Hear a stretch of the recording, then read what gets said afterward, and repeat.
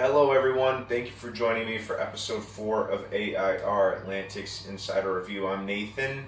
I'm the owner and president of Atlantic Financial, and this show is, in a way, for me to get out to my clients, prospective clients, that I am well researched. I cover a lot of ground. I attempt to make very thorough my understanding of different markets, different market structures, different theories, whether they're economic or political, and I tend to be pretty well versed in all of these, and that has translated into research terms over to my financial practice. We won't get necessarily into that on here, but if you'd like to learn more, please give me a call at 267-835-2403. Or if you're interested in just getting a free consultation and kind of understanding what some of my strategies may be for your situation, you can also give me a call or email nathan@atlanticfinancialmngt.net. With all of that covered, I'm going to get into a brief disclosure and then start getting into some of the things I'm looking to get into. So, before we start, everything I share here is for general, educational, and informational purposes only. It is not personalized financial, tax, or investment advice. Atlantic Financial Management is a registered investment advisor in the Commonwealth of Pennsylvania, based in Bensalem. For important disclosures, visit atlanticfinancialmngt.com. And I will also say, nothing that I say here today in any way, shape, or form, I need to express that clearly, is a call to buy, sell, or hold. None of what I say is financial advice. This is purely educational. I'm trying to break down in a lot of ways my lens at looking at the world, which is what we'll get into first. I think that that's very important to add a little bit of context for the reasons I see what I see, and it's my way of seeing what I see, and I think that separates me from the herd in a lot of ways.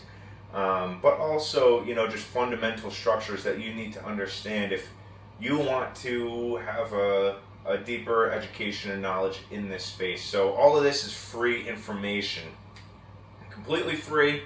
But again, if you do find any of it interesting, you want to see what maybe my personal strategy would be for you, please, again, use that contact information. I got a link tree.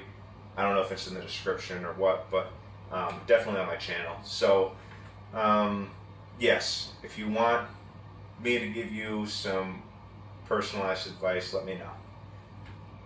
So, with all of that said, I did realize it's probably a good thing to point out some connotation and context as to who I am and how I see the world, because obviously I have some, nuanced opinions in the way I see the market. And I'm going to start and end with anything can happen. I could be wrong. I could always be wrong. And that's important. And so can you. Nobody knows until it's over. And I say this very contextually, I don't mean this in like the SEC's definition, I mean this as a personal definition. The only guarantee that you have is after the fact, right? So you can't change the past.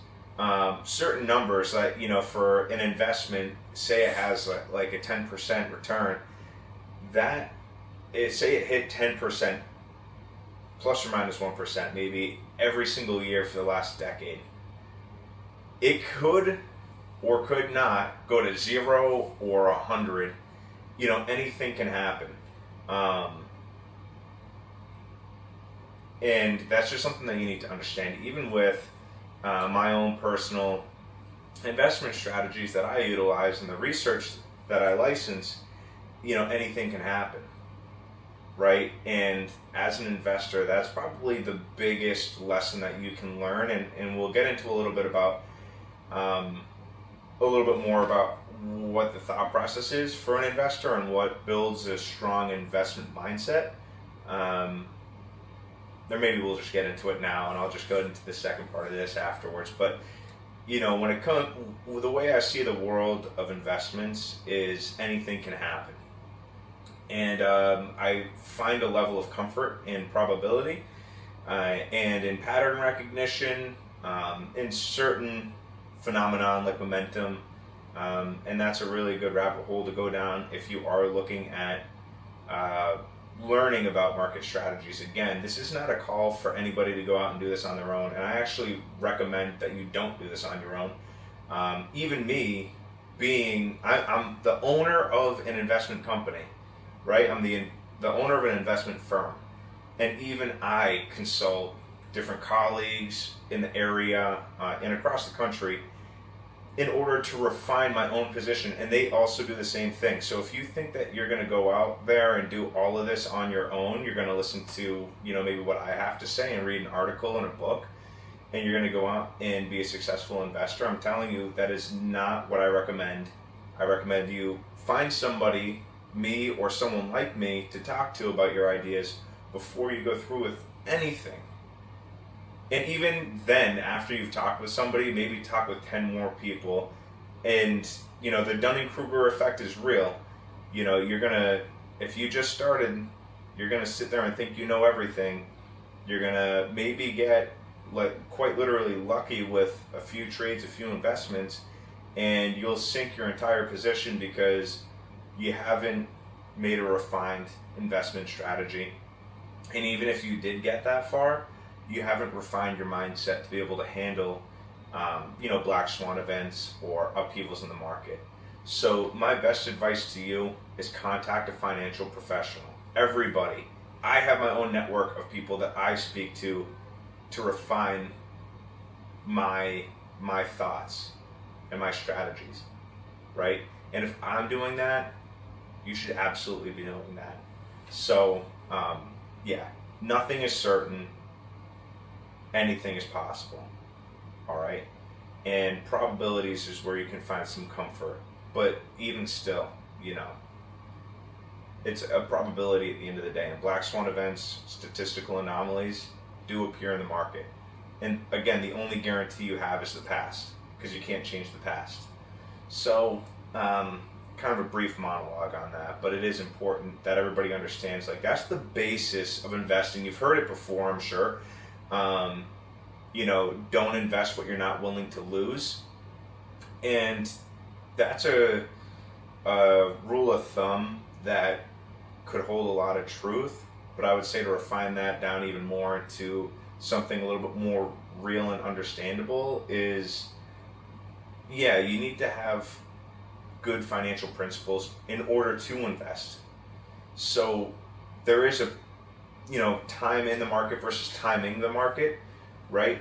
If you are going to make an investment, generally you should be sitting there saying, all right, there's a defined period in which I'm going to be investing this money, and my investment needs to suit that. And that's one of the bare minimums. And then the strategy and the mindset needs to be that you're going to follow the strategy. And the strategy needs to be something that's tested.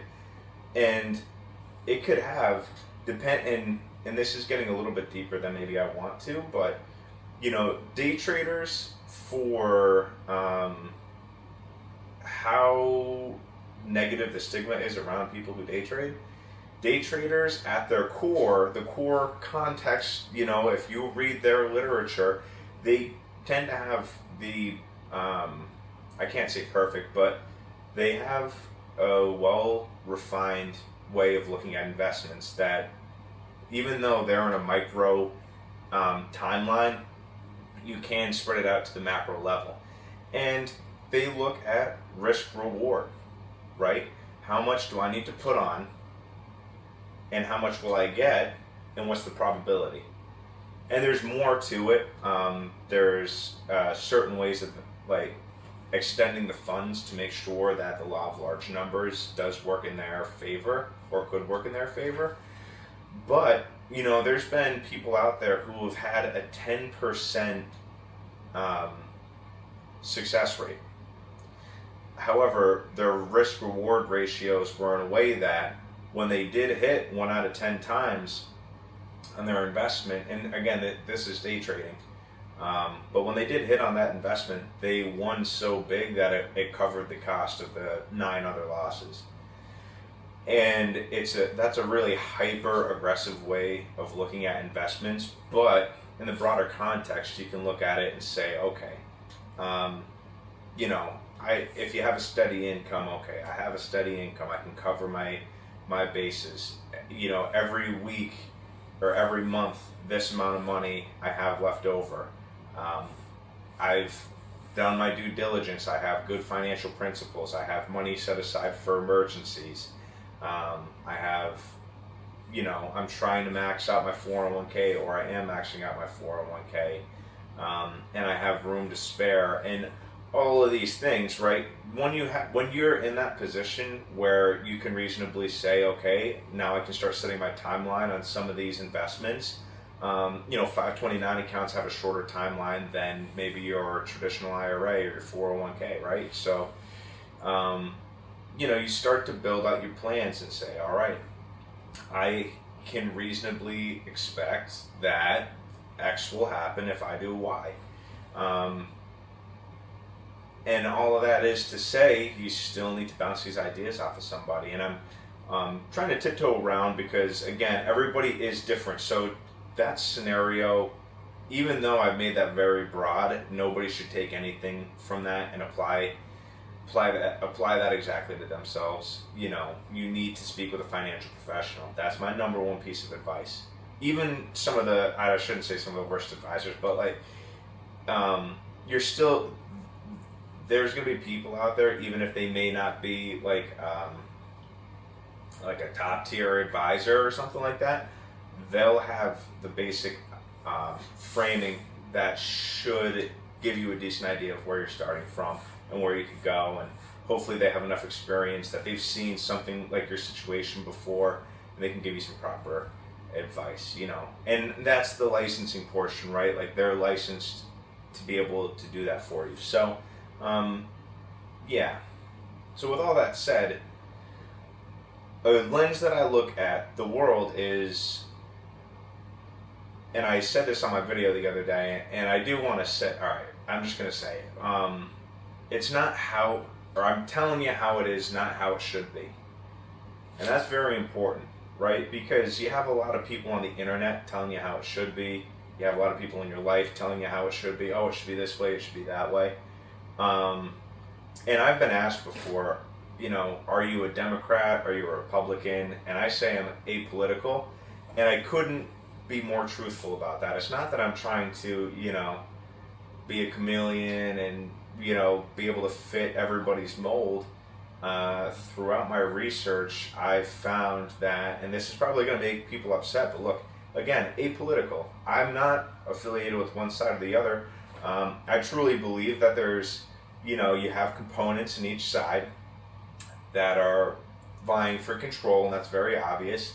But at the end of the day, there's absolutely a structure of the United States government, and I believe in all governments, that any government that has a voting system still has a core structure. And that core structure is protecting the governing interest. And that's just the way it is, and we all know this, right? If World War III happened right now, it would be the government and government officials that has the infrastructure to be saved. And we all understand this. And what's the reason behind that?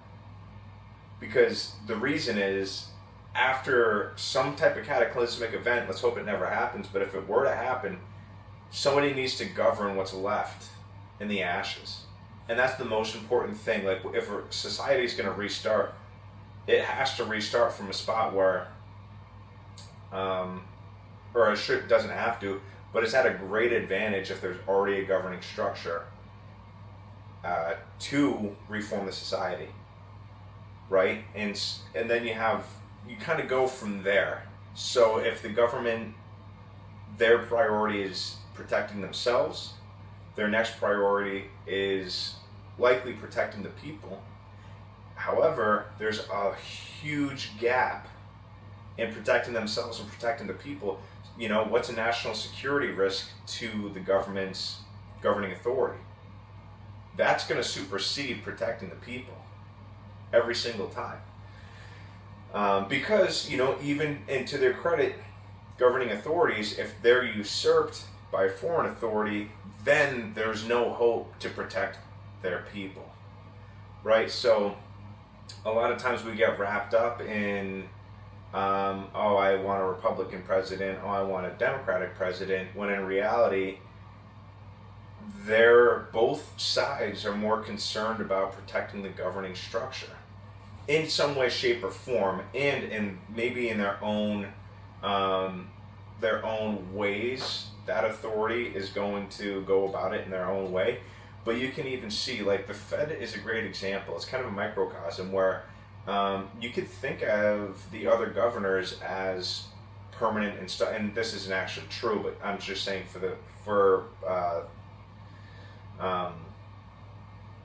what do you call it?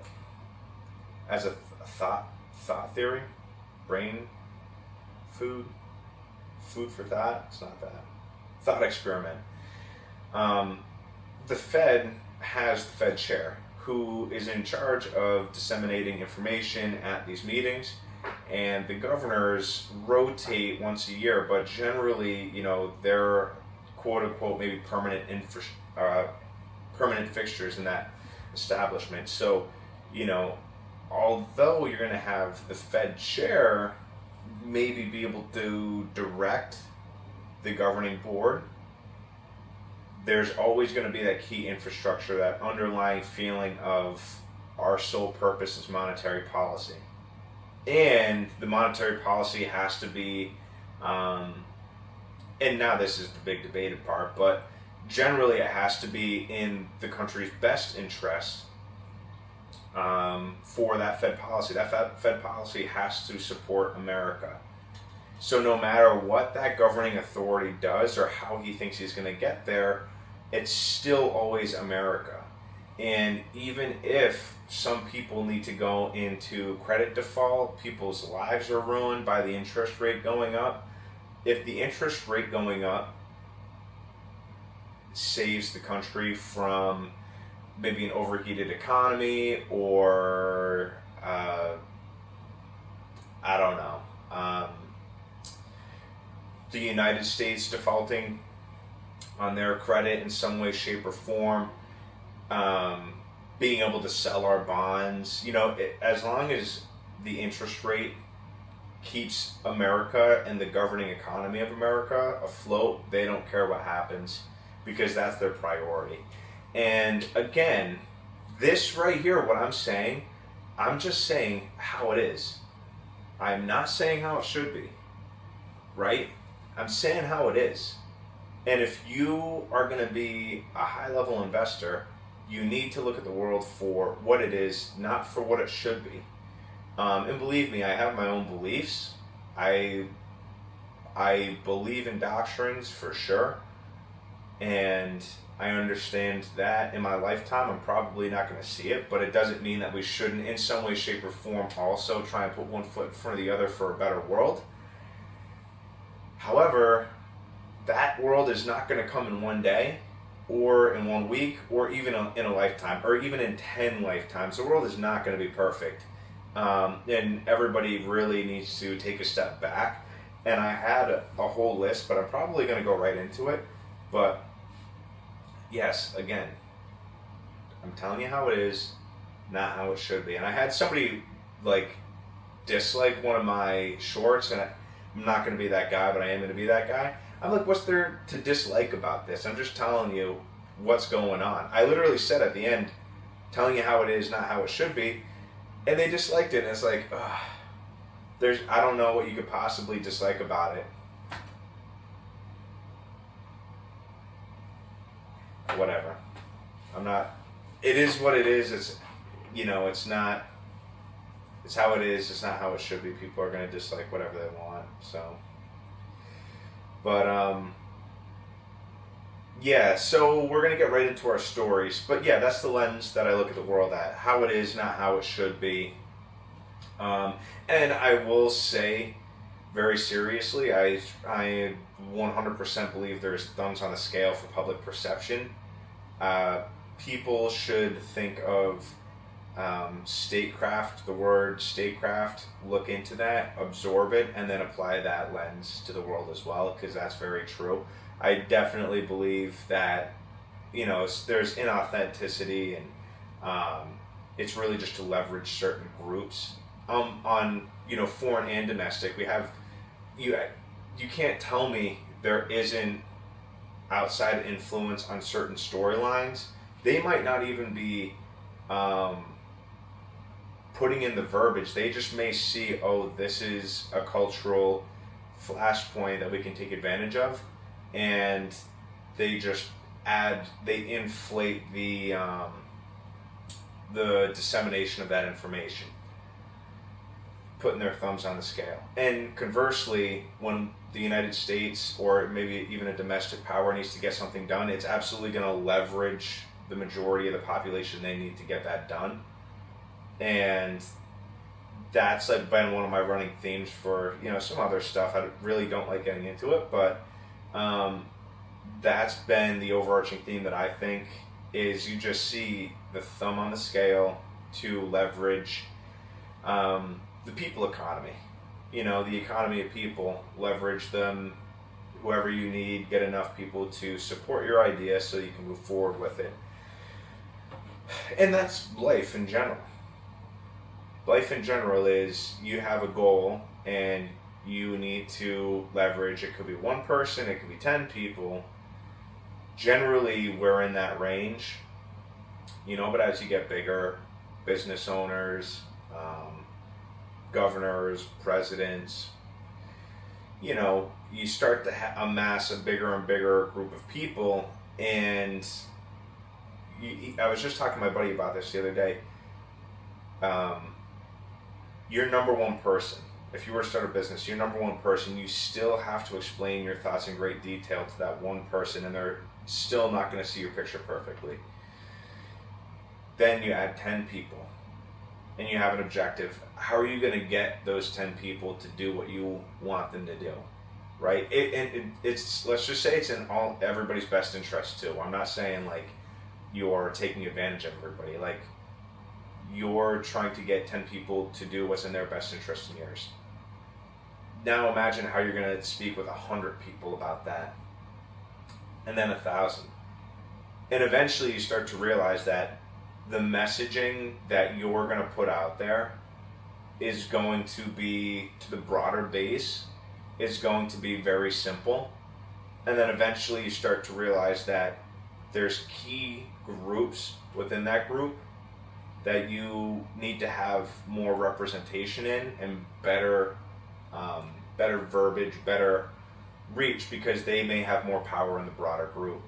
So you're going to have maybe, like I was saying, that right-hand guy, that number one person, maybe they're going to talk to your inner circle for you, and they're going to deal with that. Or maybe your outer circle, they're going to deal with that, and then you might have different groups where you say you need to inject maybe a different version of the overall goal, and say, hey, look, like, I understand the context of your group situation, and everybody else will benefit from this, but I know you guys will benefit from this specifically because of that.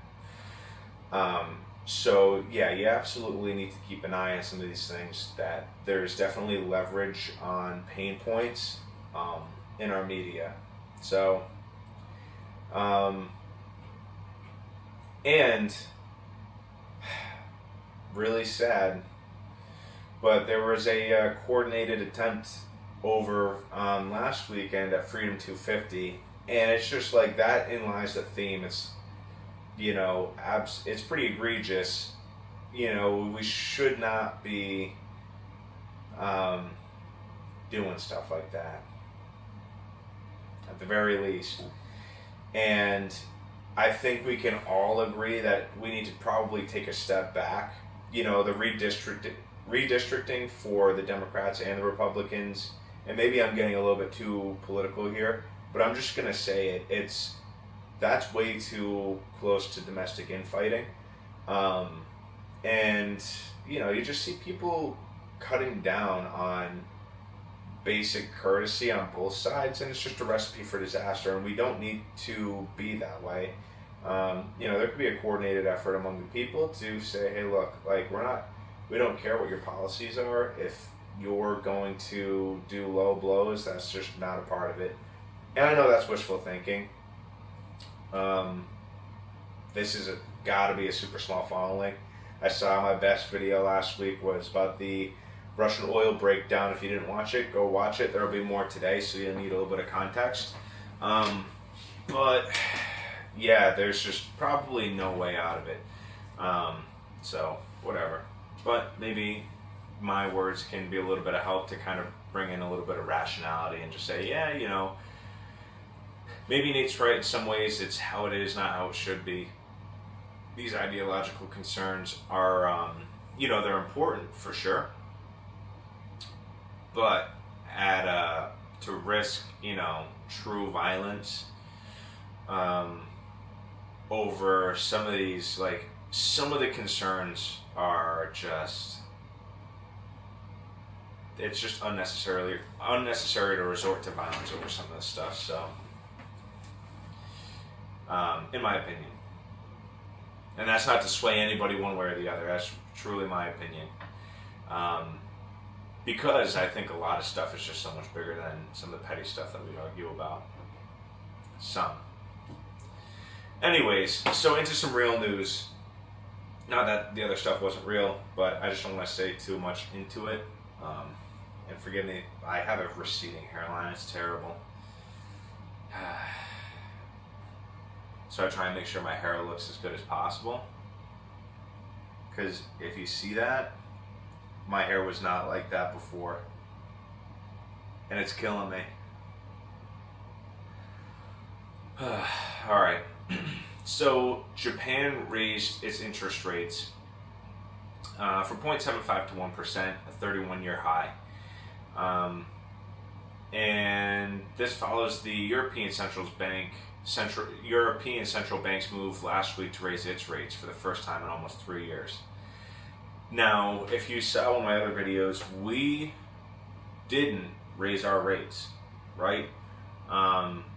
We held rates, and I was thinking that we were going to go up, and I really don't know where this, like, I did mention there is some nuance. The position is, you know, AI data centers and all of that, but it seems like the infrastructure, or the pre-infrastructure, many of the deals largely have been done. There's a good layout for what needs to be done with the AI stuff, and there's a little bit more that I can get into, and I will get into here in a moment at the very end, but everybody's like, oh, we're going to cut rates. I don't know who, if you did everybody's just wishful thinking with that, truly. Everybody was wishful thinking with that. And it's surprising to see that Japan rose their rates because they're also largely affected by the Strait of Hormuz. So this is a prime example of what I mean by anything can happen. If you asked me, now I don't do enough research on who's running Japan's central bank or their banking industry, but if you would just say to me, do you think Japan's going to raise their rates? On the face of it, I would say no, and I would be wrong. But again, you know, you look at a country where they are being largely impacted by fuel and a lack of fuel coming in. They basically already have inflationary effects going on. Why would they increase their interest rate? You know, I would say I probably wouldn't see that happening, but it happened, right? And so what you need to understand about Japan's relation to us is they've had a notoriously cheap interest rate. So Japanese investment has been great. Not Japanese investment specifically, but utilizing the yen as a form of investment has been great for the United States.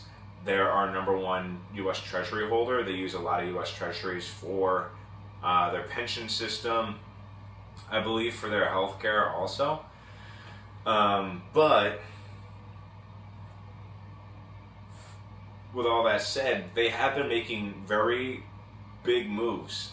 They've dropped their ideas of peace. They're starting to build up a military infrastructure and export military arms. They're incredibly important to the chip manufacturing. They have, I believe actually I'm not going to say the business name, but they have a very important business there, and it's like one of the biggest bottlenecks to creating these advanced chips, and the increase of the rate also allows them to be competitive with other debt issuers. And apparently it's repatriated, meaning it's brought some business back to the country, some credit business back to the country. So, it's significant because they did sell some U.S. debt, but it's not like I'm not going to give my opinion on what could or couldn't happen. So, it's not like I could tell you what's going to happen. And that's true. I mean, that's true. I don't know what's going to happen. Anything can happen, truly. That's like the biggest disclaimer right there, and it's true. Anything can happen. Preceding that, yes, the UK central bank Europe increased the rate. The UK did not increase its rate. So, but it seems that the central banks of Indonesia, the Philippines, and the Czech Republic all increased their rates on Thursday.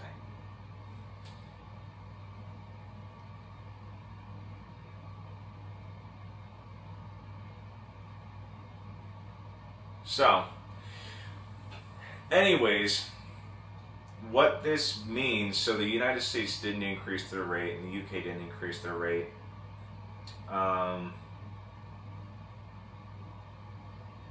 And I have my own idea on what this means, and it's not good. So this is complete theory and speculation. But if you watched my breakdown the last time, I mentioned that Iran hit a key military base that I felt would signal a potential that they believe that there's going to be a legitimate ground invasion. I should have saved this for the end. I'm going to table this for the end. We're going to go through some other stories, and then we'll, or the end of the stories for the week, and then we'll come back to that. So, I'm just going to do a quick copy and paste.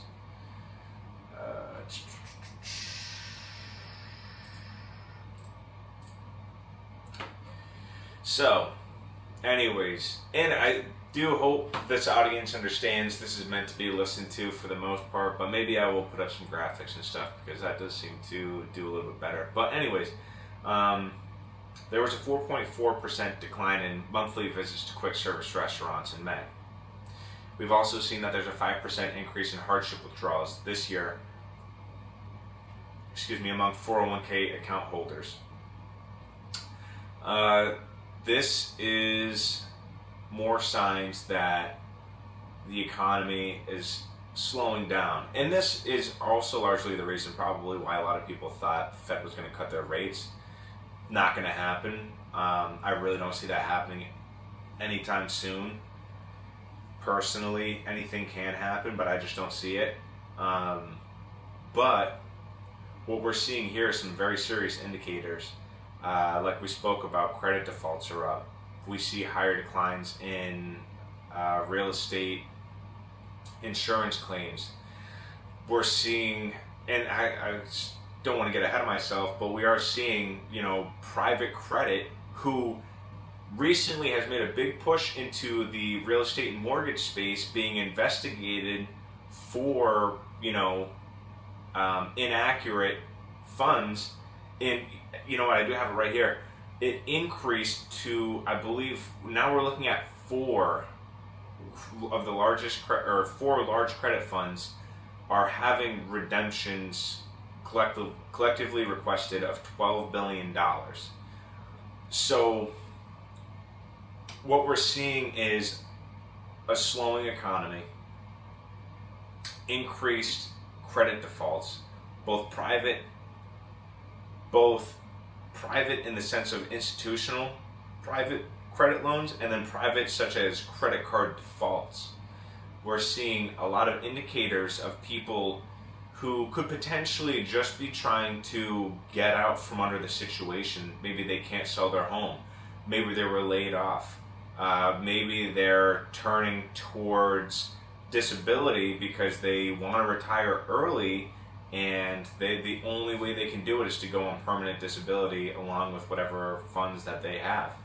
So, this is just more things to look at to say the economy is definitely hurt.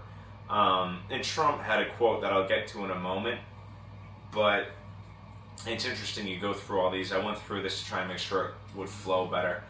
But of course, I'm sitting here realizing all the different stuff that's gone on. But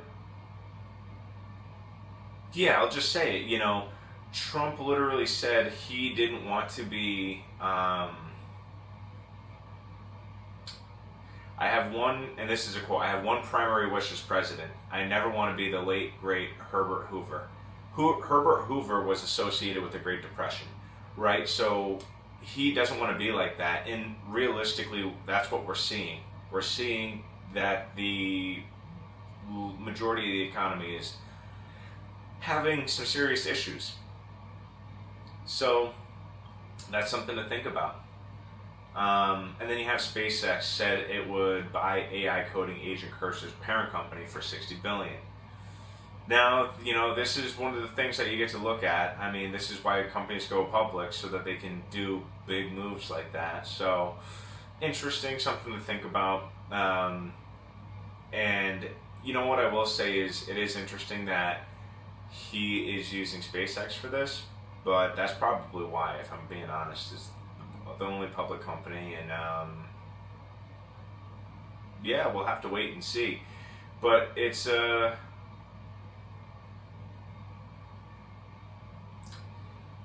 interesting. The AI space is just very interesting. It's very complex, and we're going to get into chips in a moment. Well, I guess we're getting into it right now, because Apple also plans to raise its prices on its product to offset the surging costs of memory and storage chips.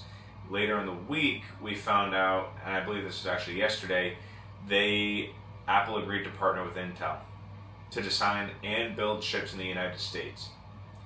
Now, everybody should understand that there is just no way possible to break away from the chip manufacturing supply chain. It is so unbelievably complex. Like, we're talking, there's bottlenecks of one business. Like, there's like multiple different bottlenecks where only one business can create the product that's needed to facilitate chip manufacturing. And there's NDAs involved. There's certain there's trade secrets that are legitimately protected, and so basically these companies won't be recreated anytime soon, or if they are recreated, it's not going to be easy.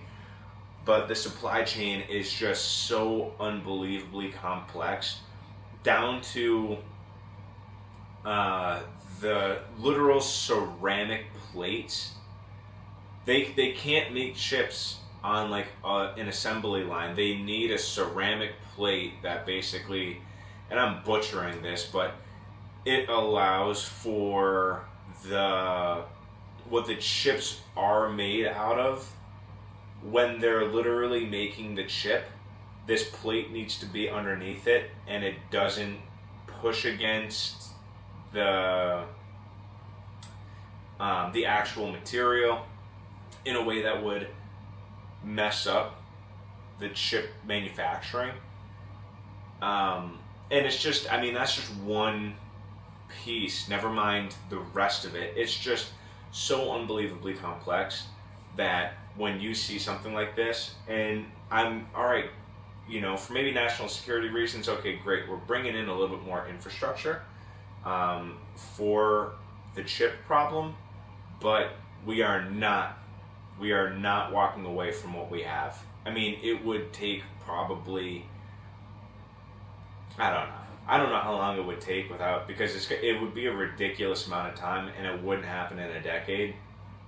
And then also just sourcing the materials to be able to make all of it too is just, again, it's just such an improbable like wishful thought that we're gonna be able to do this all in house. And Condoleezza Rice made some points recently, and there is a overarching theme um, about globalization and how we are walking away from this a little bit. Uh, but yeah, so we're looking to try and make some more stuff in house, but like I said, the idea that this is going to be in house is just, if you think that, I'm not trying to be abrasive, but if you think that we're going to be able to do all of this in house, you are very sorely mistaken. I'm sorry. There's just no way. Just look at a 5-minute video on the supply chain of chip manufacturing. There is no way we are going to do this all in house. And if we were to do it in house, they would be crappy chips. So, yeah.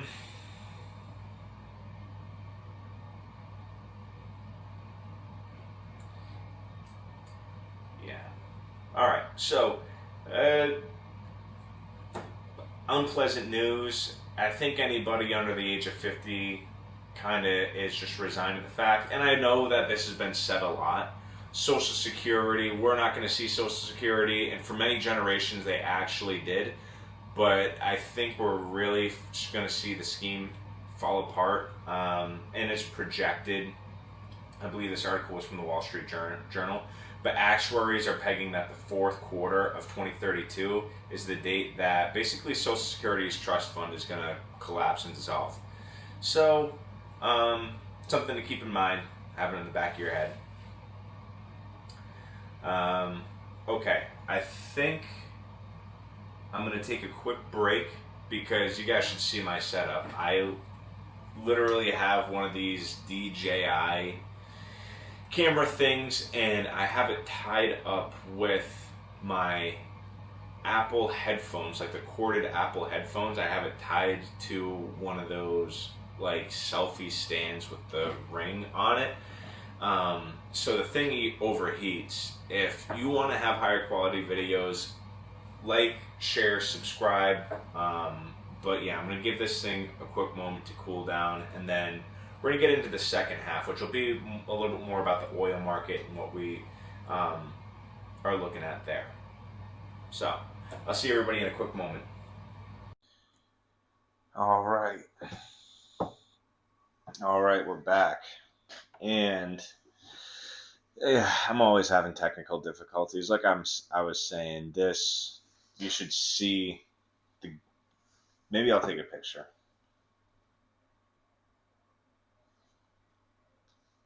One day we'll see what this looks like. But yeah, I took a little bit, composed my thoughts. The thing overheated like 10 seconds after I shut the thing off too, which is crazy. But I was looking at a guy talking about taxes. It just kind of furthered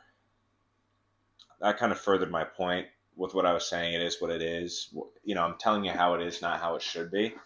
But if you want to, and one day I'm going to write a book about, I got a couple of things to write a book about, but one is absolutely statecraft. Similar to like the Prince, the leveraging of, it's really like a sociology thing. And I really liked sociology in high school. So, but yeah, if you want to look at a very interesting case study, look up the Qataris. I mean, the amount of the rise that the meteoric rise that country has had, and look at what they did.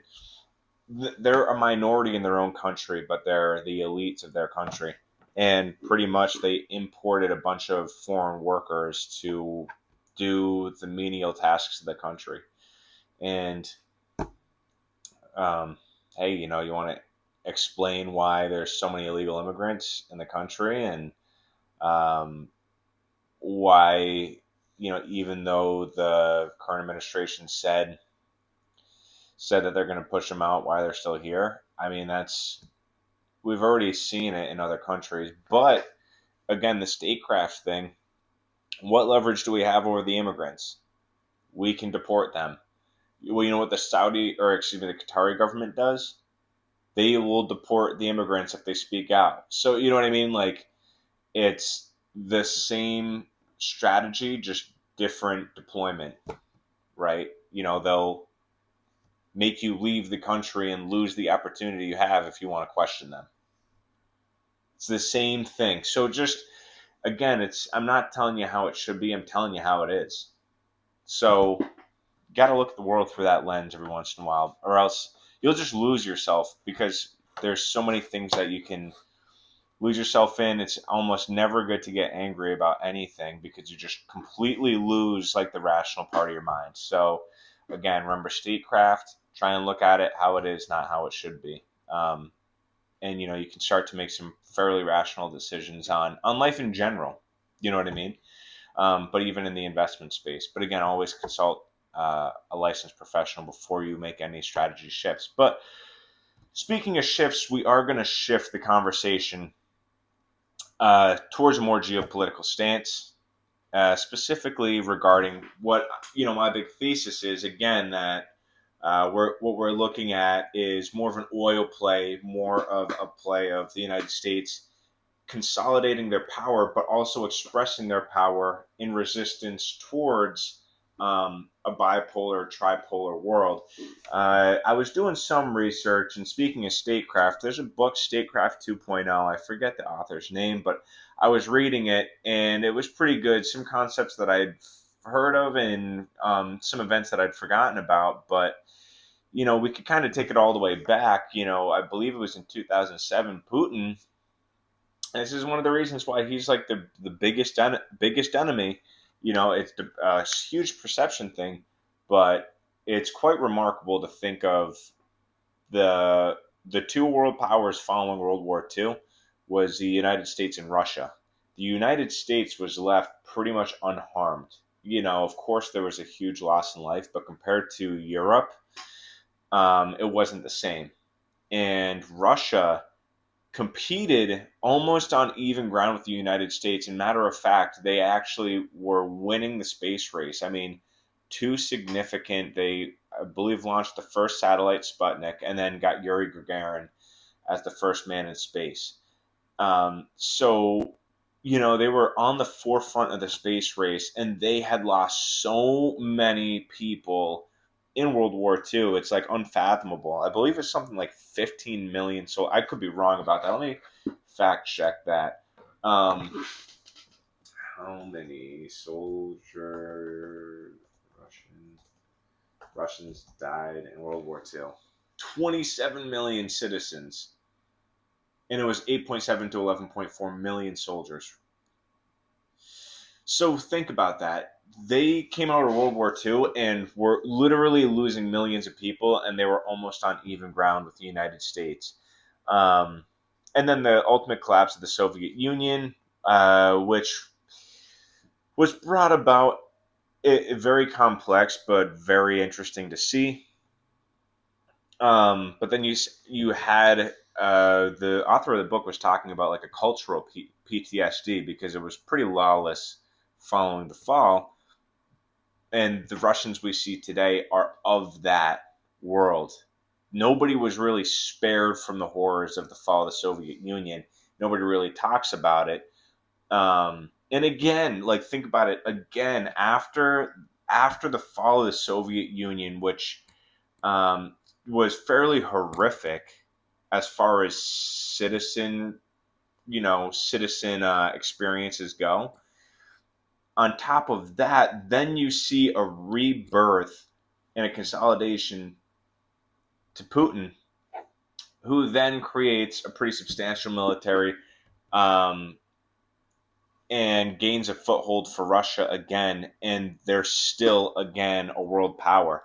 So a very resilient country, truly, take out whatever sides you want to be on. It's truly a success story in a lot of ways. And it's just a testament to human will.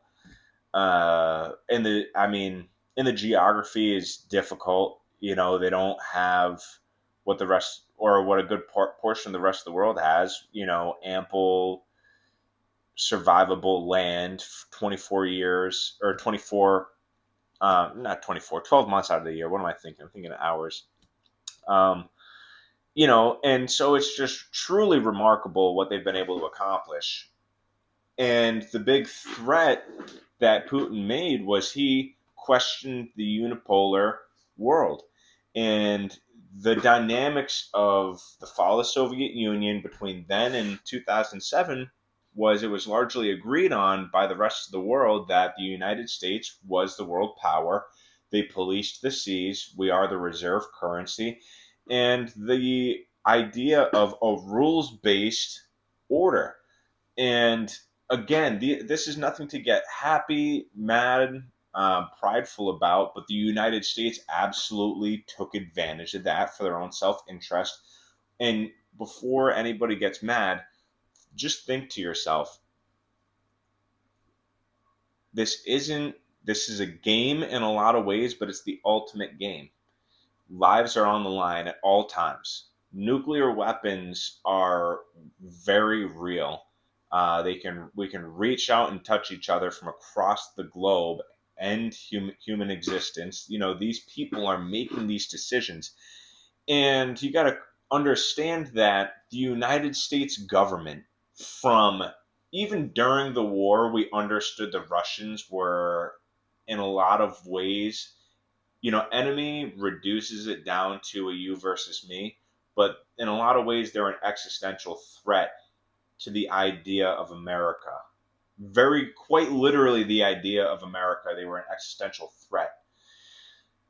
And we made nice with them to complete World War II. There were plans to take the Russians out. They never came to fruition. The Cold War comes about very quickly.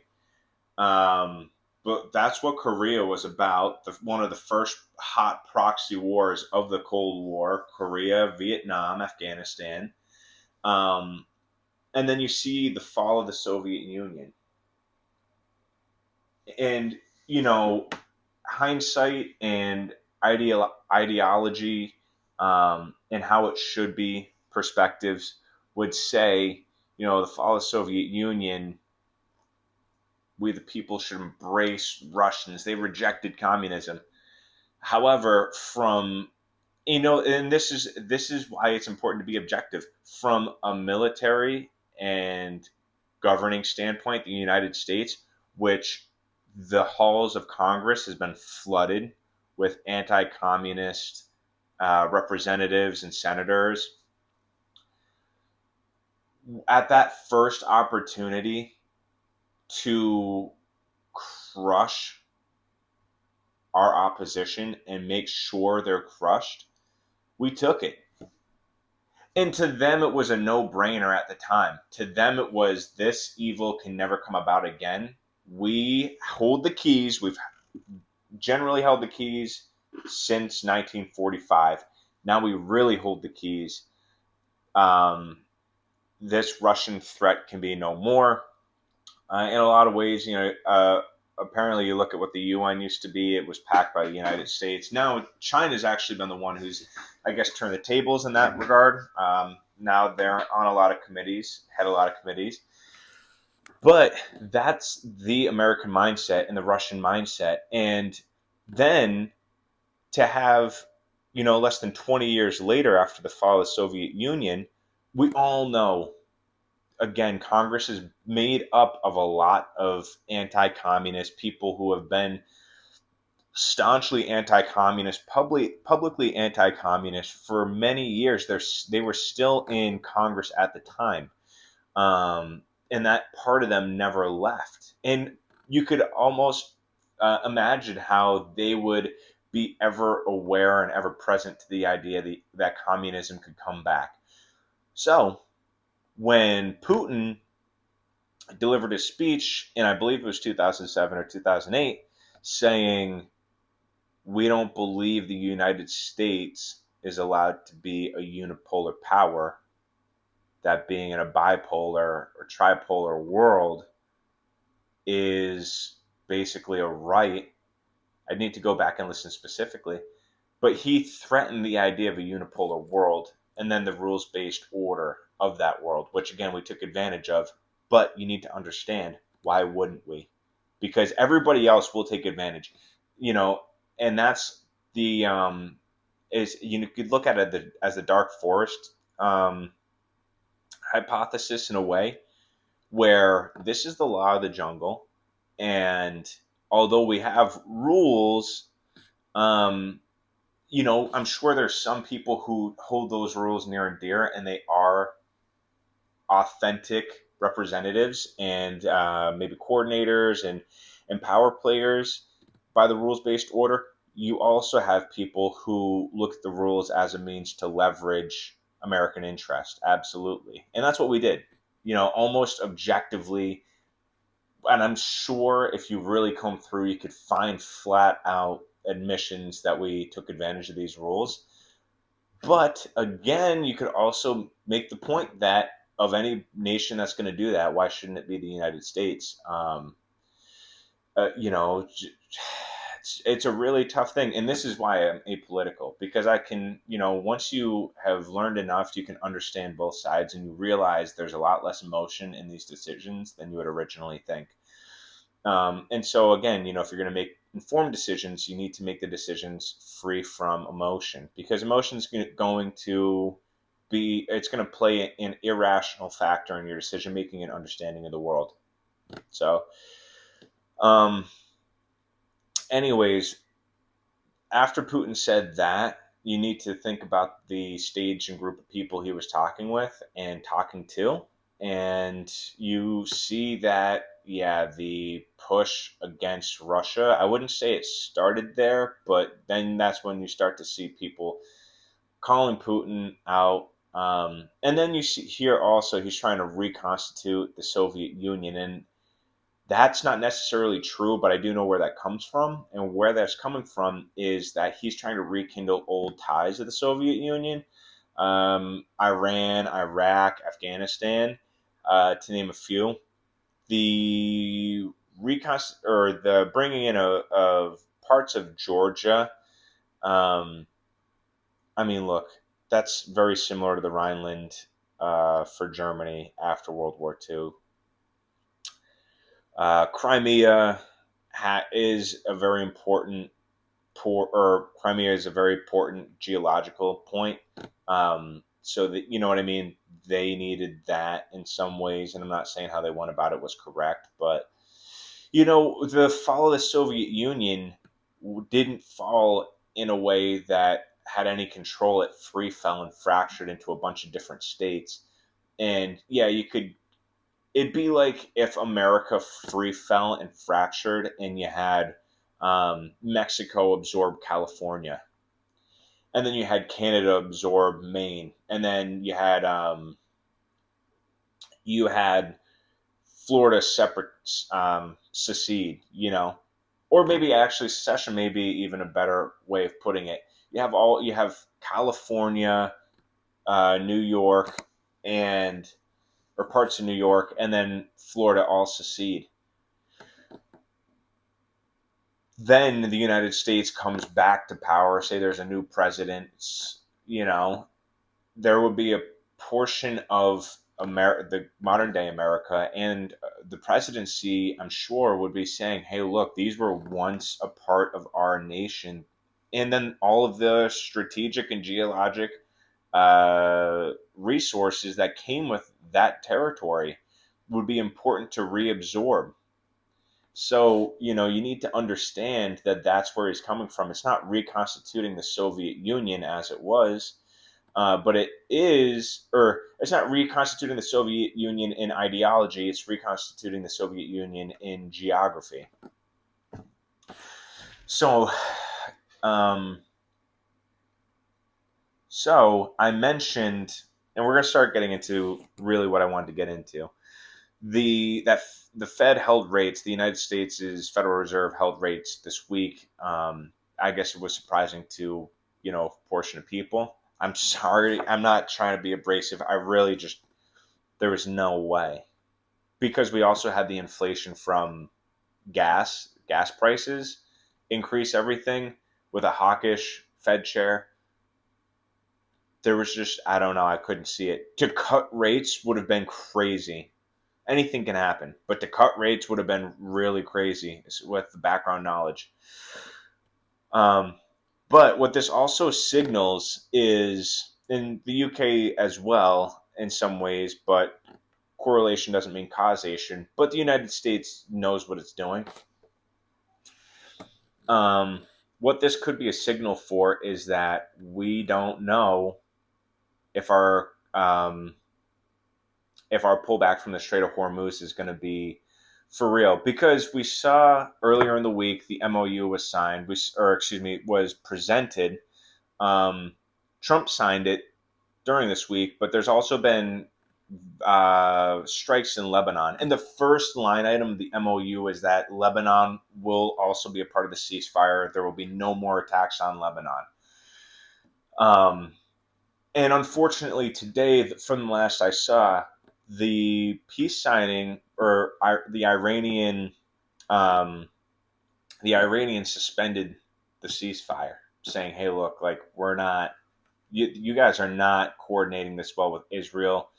The first point isn't even now. There's other points, but the first point isn't even being able to be upheld by you." So, um, yeah. Anyways, I could see some of the factors here being that the Fed may have looked and said, look, we don't know if we can raise rates, because if we raise rates and then the strait continues to be closed, the war goes hot again, that could push people over the edge.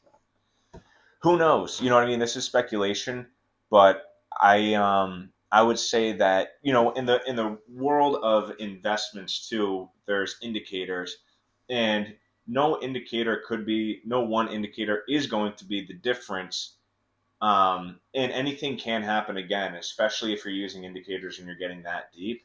But you can have, maybe a few indicators that you read well. It's a part of your strategy. Um, and you can see that all winds are blowing in one direction. And that's how you can kind of make an informed decision. Again, it doesn't always work out. I'm telling you, people at the highest level, I know some of these people, it doesn't always work out. So even though all the winds can be going in one direction, it may not work out. But you tend to have a higher probability that it will, and that's why you're using those indicators, and that's why it's a part of your strategy. And this could be correlation, not causation. So we'll need to wait. I mean, we may never know, but we'll need to wait and see. So Trump also came out and said, I hereby find the conditions, and this is a broader theme, which I'm actually pretty worried about, because this could mean one of two things, or three things, maybe. But Trump says, I quote, I hereby find that conditions exist which may pose a direct threat to national defense or its preparedness programs. Trump, in a June 11th memo to Pete Hegseth, invoking a Cold War era law to boost munitions production. Um, and in the article it was saying that the U.S. is concerned that we might be low on munitions since the Iranian war. Um, I think it's a little bit more than that, or could be more than that. Let's hope that this doesn't come to fruition. But um, I'm sure we've all heard GM is strengthening its battle plan. It's going to be collaborating with Lockheed Martin to work to strengthen the U.S. manufacturing and America's readiness for war. Other car plants have been looked at to become dual use in order to produce military assets.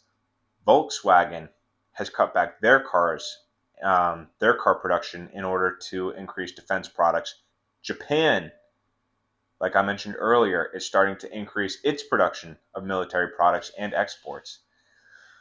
And so, with these things, and like I mentioned with the base that was attacked the other week, the signals are looking very much. And then NATO, over the years, has been talking about ramping up enlistment, reinstituting the draft.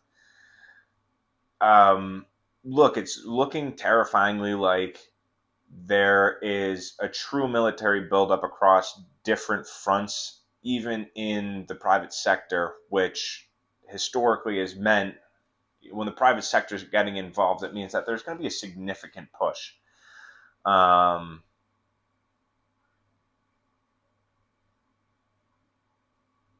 and I'm just trying to figure out where I want to go from here. But Condoleezza Rice,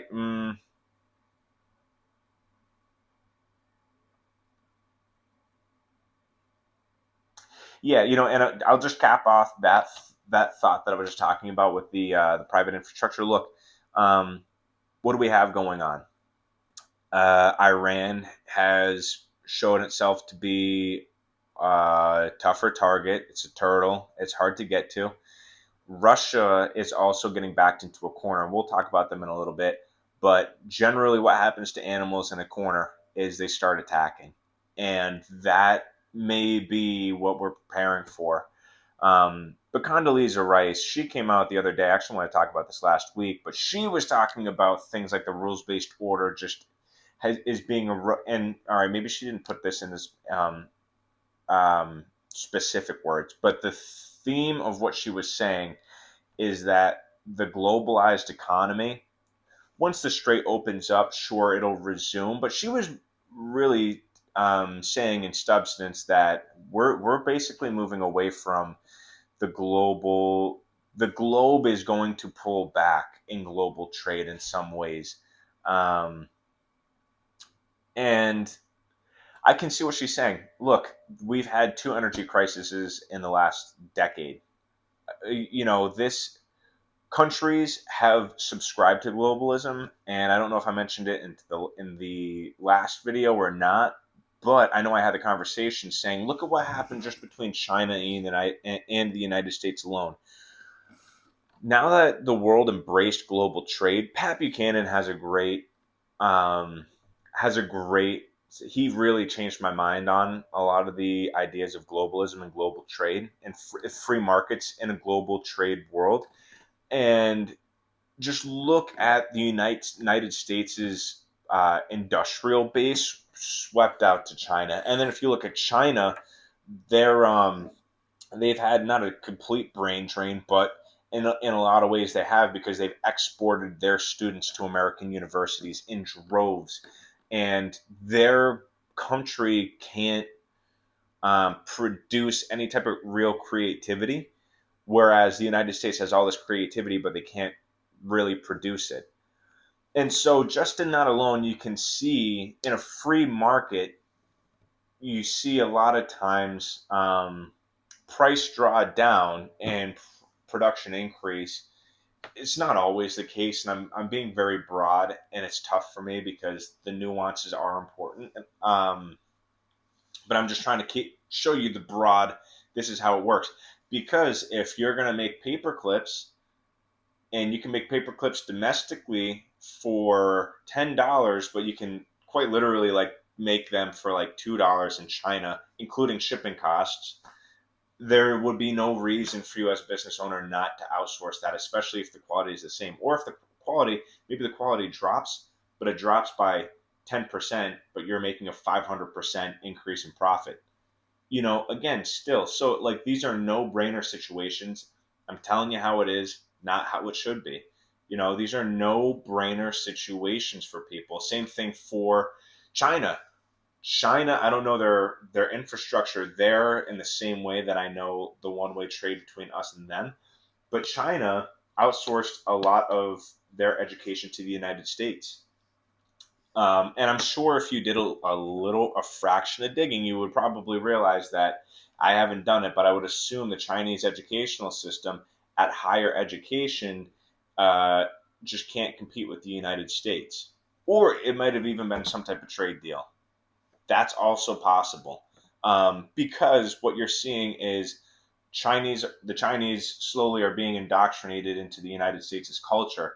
And again, this is a form of statecraft. You need to be able to understand these things that we need Chinese students here because then they go back to China, but they're pro America.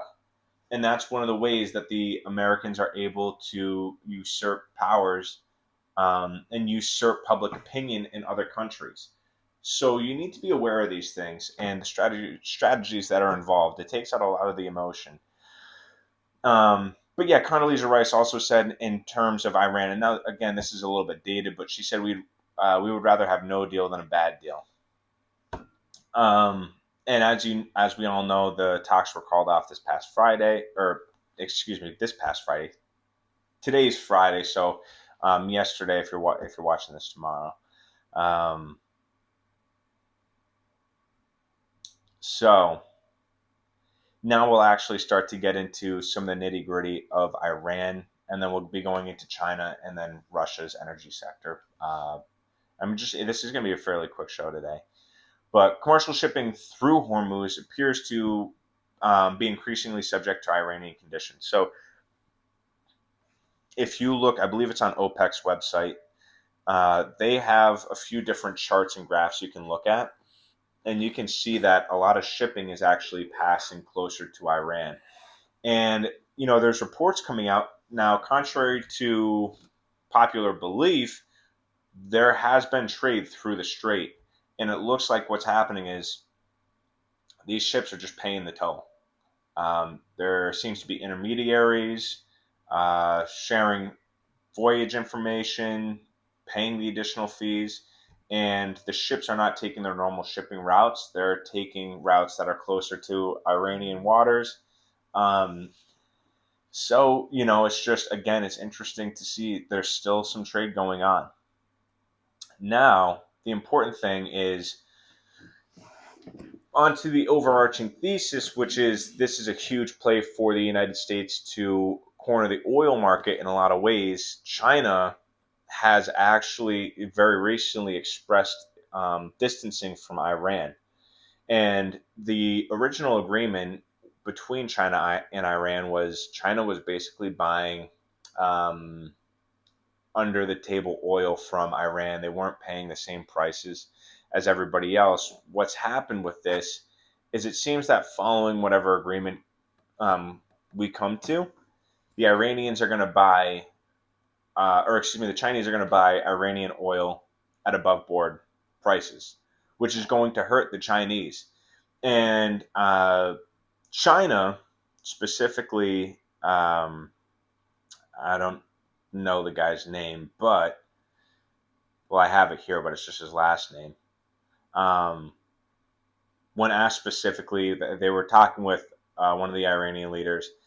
They said China supports Iran's efforts to improve relations with regional countries and exploring joint development of regional security architecture. Navigation through the Strait of Hormuz needs to be properly addressed. Now, this was in direct response to Iran looking to have China become a closer ally. And if you see in the wording there, they're not saying that they're going to be specifically working with just Iran, and they left it broad and open, even though Iran was pushing for a formal alliance. So what this is basically is like a very diplomatic way of like a guy wants to date a girl and he says, "Will you go out with me?" And she says, "I think we should just be friends." She's not saying, "Get out of my face, you weirdo," uh, and ostracizing them, but she is being diplomatic and saying, "Look, we can be friends. I'll still talk to you. You still talk to me. We'll say hi to each other, but we're not going to be in a committed relationship. That's just not going to happen." Same thing here. Basically, China's saying, "No, we need to keep our options open." And with China buying that above board Iranian oil, it's going to increase their costs overall.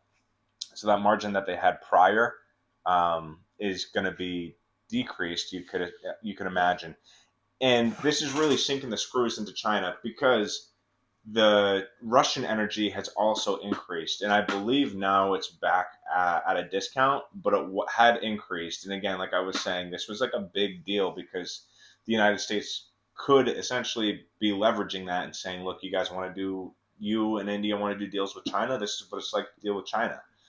We can put our thumb on the scale. We can shut off the majority of your energy, and the energy that you do have, we will increase the cost." Um, but a little bit of quick, things to cover. It seems that Beijing has, or China has said to Moscow specifically, there is no way we're going to be. So some of the pipeline negotiations aren't even going well between the two countries now. China wants to have a significant, they want to have a significantly low price on the oil that's being pushed through the pipelines. And Moscow is literally demanding like pretty much over double the price that China is willing to meet them at. Um, and then there's a halt in some imports. So it's really interesting. We're starting to see these global players, and I will say too, I was giving a little bit of context about Putin, but China was another world power that came to Putin's aid and said, "Yeah, why is it the United States is the only world superpower? Why can't we be on that stage with them?" Um, so it's and that kind of began the trifecta of the degradation of the idea of a rules-based order, you know, on the face of it. And now you have China and Russia supporting, or it seems they're still pretty committed. And I would say that it's going to take a lot to separate them, but there is a wedge in their relationship, and it's growing, and it to a significant degrees, it's growing. Um, but yeah, so what is interesting to note, and I didn't know this, through my research, I found that actually we all think of China as being super disgusting and gross, with like pollution and smog and stuff like that. They're actually leading the world in clean technology, and clean energy, and in manufacturing of solar panels, wind turbines, and EV batteries. So, and a lot of that does stem from China. I believe they still are, but they were a huge importer of waste and plastic refinement back in the day. Now they produce plastic. Um, so yeah, that's a little bit about China. Russia right now has also, so like I mentioned earlier, they're looking to reconstitute certain ties and alliances that they had in the Soviet era. One of those alliances is with Afghanistan. Um, Now there was obviously a conflict, and that is one of the points, or one of the events that people believe helped to bring about the downfall of the Soviet Union. Um, but it looks like Russia's going back to Afghanistan, and they're talking to the Taliban mainly as workers. They are stressed with their citizenry, and they're not looking to bring on fighters. They are looking to bring on workers, from what it seems. But it is a very public blow, and yeah, or I shouldn't say public blow, but it is very like obviously contentious. Also, with the fact that the United States is completely out of Afghanistan, and now Russia is looking not to bring war to the area, but to bring um, opportunity and cohesion.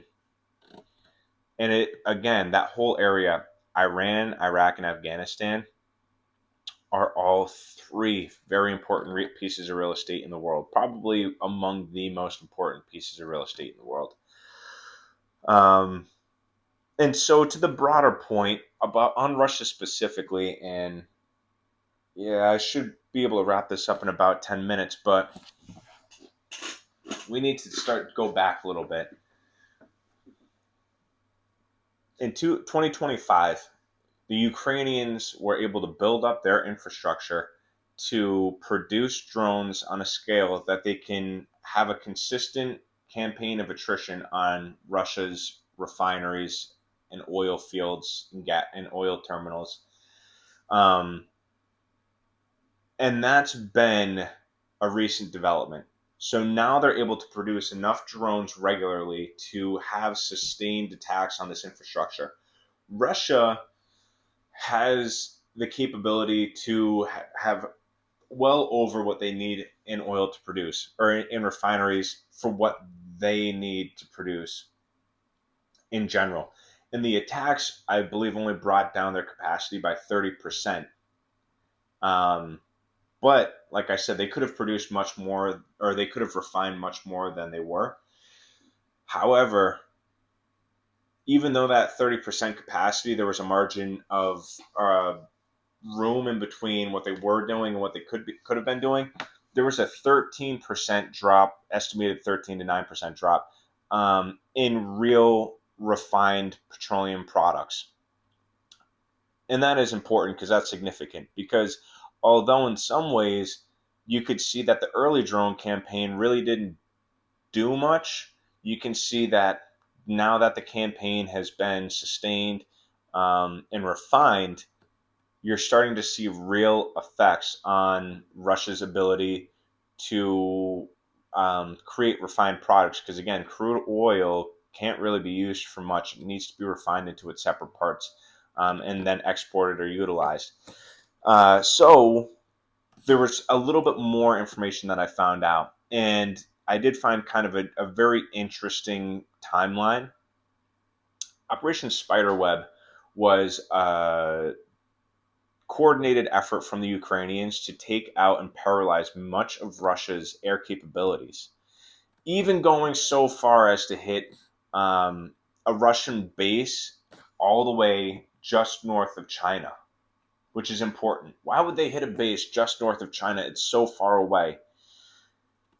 Then you see on June 3rd, and I should have checked the dates, but it was literally right after, I believe it was June 3rd, was the beginning of the 12-day war, uh, which ultimately had the United States launching B-2 bombers and hitting Iranian infrastructure with bunker busting bombs at Natanz and Fordo, I believe. The significance between those two dates, I think, is extremely important and is a very big uh, indicator of what happened. Obviously, Ukraine is a proxy of the United States. They're using United States equipment, NATO equipment.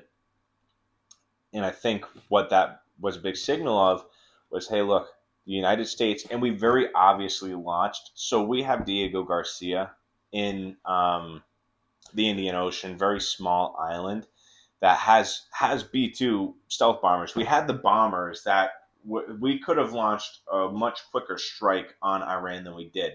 We made a very public strike because anybody who was following that knew we launched B-2s out of Missouri, out of the Midwest at the very least. I think it was Missouri, but we launched B-2s out of the Midwest that took an extended flight to Iran to drop the bombs. It was a very public event that followed uh, degradation of Russia's ability to have, any type of, or I shouldn't say any type of air combat, but it was a direct hit on Russia's ability to fight a battle in the air. So yeah, just something to note, very interesting.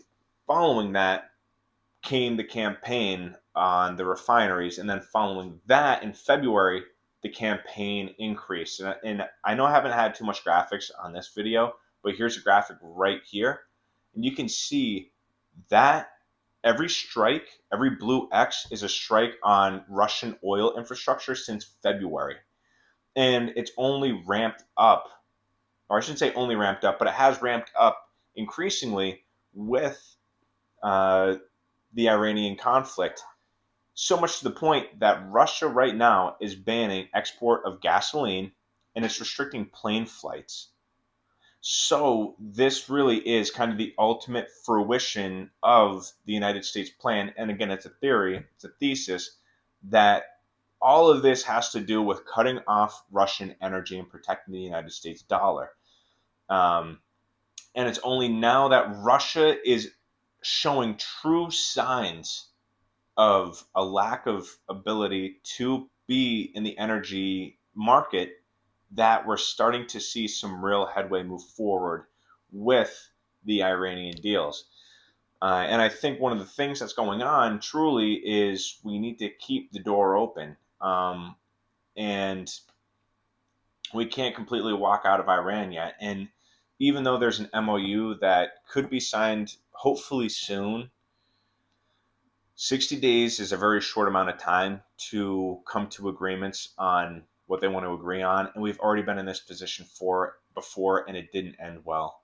And again, with all the things that I've seen, we're seeing true ramp ups in civilian infrastructure. We're seeing very specific bases being targeted that have very specific meaning to Iran's strategic plans, or what I imagine their plans to be. Um, just because these wars may have been an eventuality to protect the U.S.'s hegemony and power influence over the world, it doesn't mean that we're able to get exactly what we want. And if this does become a true conflict, true boots on the ground conflict, that's something that we're obviously prepared to do. And this, I mean, we're at one of those points, like there's no guarantees. Like I said, anything can happen. It's all, have comfort in the probabilities. But they know what the probabilities are if there is true boots on the ground. So, we got to see how all of this sorts out. Very, very interesting developments. Not what you were hearing probably throughout the week, but what I was keeping my eyes on. And we'll see where it all goes. So if you've made it this far, thank you for staying with me. My name's Nathan again. I'm the owner of Atlantic Financial. And if you're interested in seeing what your personal situation would look like under some of my strategies and investment processes, please give me a call at 267-835-2403 or send me an email at nathan@atlanticfinancialmngt.net. I look forward to speaking with everybody soon, and I hope everybody has a great weekend.